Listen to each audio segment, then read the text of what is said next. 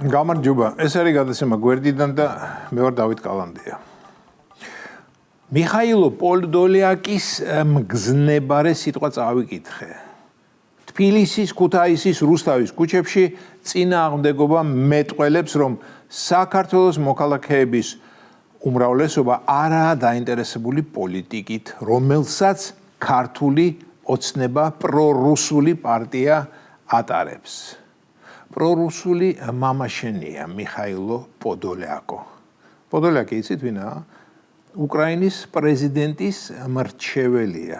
დაუზარელი კაცია მიხაილო პოდოლიაკი. ქვეყანა ამ სიტყვის სრული მნიშვნელობით თავზე ემხობა მისი პრეზიდენტის ვოლოდიმირ ზელენსკის უხეირო მმართველობის შედეგად და ის კი მაინც საქართველოსთვის იცლის. საქართველოს ყურადღებით აკვირდება. კალკულატორზე ითვლის თუ რამდენი ადამიანი გამოდის ქუჩაში საპროტესტო აქციებზე და მიდის იმ დასკვნამდე, რომ საპროტესტო აქციებზე საქართველოს მოქალაქეების უმრავლესობა გამოდის. ძალიან დიდი ხანი ვერ ედებოდი უკრაინის პრეზიდენტის ოფისზე რაიმე გადაბრუნებული სიტყვის თქმა, რადგან ქვეყანა ომშია ჩაბმული, სრულიად უთანასწორო ომში და კიდევ ჩემგან რამე კრიტიკული ან უსიამოვნო კომენტარების გაკეთება ზედმეტი იქნებოდა, მაგრამ ყველაფერს აქვს საზღვარი, მეგობრებო. ვინმე თუ მეტყვის ან დაიწყებს დარწმუნებას, რომ მიხაილ პოდოლიაკს გული შესტკივა საქართველოზე, რადგან საქართველოს ვითომ და პრორუსული პარტია მართავს, თუმცა რაში გამოიხატება პარტიის პრორუსულობა, ამას პოდოლიაკი კი არა, თვით ინტელექტუალი ზელენსკიც ვერ ახსნის. ხო და ვინმე თუ მეტყვის პოდოლიაკს ღამე არძინავს საქართველოს აწმყოსა და მომავალზე ზრუნვით, მე იმ ვინმეს ვეტყვი, რომ ის ცდება, რა ფაქიზად თქვია რა. ვინმე ჩვენგანს ჯერა, რომ პოდოლიაკი ჩვენზე ზრუნავს და ჩვენით ცხოვრობს, რასაკვირველი არავის და რატომ აკეთებს პოდოლიაკი ასეთ განცხადებებს ჩვენი მისამართით? გასაგებია რატომაც. არსებული ხელისუფლება ვერ ჩაითრიეს ომში. დიახ, ვერადა ვერ ჩაითრიეს ომში და ეს ძალიან უნდოდათ. გასაგებია რატომაც უნდოდათ. იმიტომ რომ როგორმე რუსი აგრესორი შემტევი ძალა სხვა მიმართულებითაც გადაენაწილებინათ და რუსეთის ყველა არსებულ მეზობლებს შორის საქართველოს ყველაზე ხელსაყრელი ობიექტი იყო გასაგები მიზეზის გამო. საქართველოს 20% რუსეთს აქვს მიტაცებული და უკრაინელებს ეგონათ, რომ ამ სიტუაციაში საქართველოს მოინდომებდა სამაჩაბლო აფხაზეთისკენ გასეირნებას. სხვა მთავრობის პირობებში შეიძლება მოენდომებინა კიდეც, მაგრამ კიდევ კარგი, რომ დღევანდელ მთავრობას იმდენი საღი გონება გააჩნია ამდაგვარი გასეირნების საბოლოო შედეგი რომ დაენახა.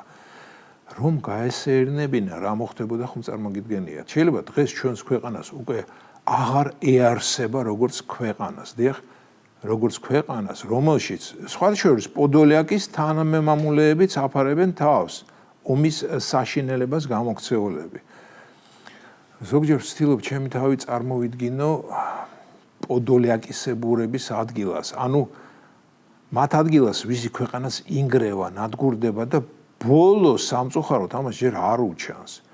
და ვფიქრობ, თუ ასეთ სიტუაციაში მექნებოდა იმის დრო, რომ შორეული საქართველოს შიდა პოლიტიკური სიტუაცია გამერჩია, გამეანალიზებინა და რაღაც ბრძნული გამონათქვამები მეფრქვია. დიახ, მხოლოდ იმ შემთხვევაში გამოვთქვამდი, თუ კი ამას ჩემთვის, ჩემი ქვეყნისთვის ექნებოდა რამე სარგებელი. და მარტივი ლოგიკის გზას რომ გავუყვეთ, გამოდის რომ პოდოლიაკის ჩვენთან ხელისუფლების ცვლილება უნდა რაღაც თავისი კერძო ინტერესებისთვის და რა ინტერესებია ეს კი მოგახსენეთ უკვე და რომც არ მომეხსენებინა თქვენს მშვენივრად იცოდით ამის შესახებ. პოდოლიაკის ქვეყანა დატოვა 10 მილიონამდე ადამიანმა, ანუ 3 საქართველოს მოსახლეობის რაოდენობა. ქვეყანა უდიდეს კრიზისს განიცდის. ეკონომიკურს, დემოგრაფიულს, ბოლოს ეგზისტენციურს. დღეს ჯერაც არაა გარკვეული თუ როგორ და როდის დასრულდება უკრაინის ნგრევა, განადგურება და გათახსირება. მგონია რომ დღევანდელი უკრაინული ხელისუფლების პირობებში ნგრევა დაუყობის პროცესის დასრულება საკმაოდ პრობლემატური იქნება, რადგან უკრაინის პრეზიდენტი კი არის ცანცარა ნარცისი, მაგრამ ერთი რამ უკვე მგონია კარგად გაიაზრა. როგორც კი ომი დასრულდება, მას პასუხი მოეთხოვება. დიახ, ამაზე ლაპარაკი უკვე არ მერიდება, იმიტომ რომ მომბეზრდა უკრაინელების ქედმაღლური და დამამცირებელი შეგონებანი ჩემი ქვეყნის მისამართით. ბოლოს კი იმას ვიტყვი, რომ კარგი პოლიტიკოსი ის არის, რომელიც არათუ ომის დროს გაუწევს მტერს წინააღმდეგობას, არამედ ის, ვინც ომამდე არ მიიყვანს სიტუაციას. დიახ, ხმამაღალდაა ნათქვამი, ხომ კი? მაგრამ კიდევ ერთ ხმამაღალ სიტყვას ვიტყვი, ომის დროს პოლიტიკოსები და მათი ოჯახის წევრები არ შავდებიან. საინტერესოა, რატომ?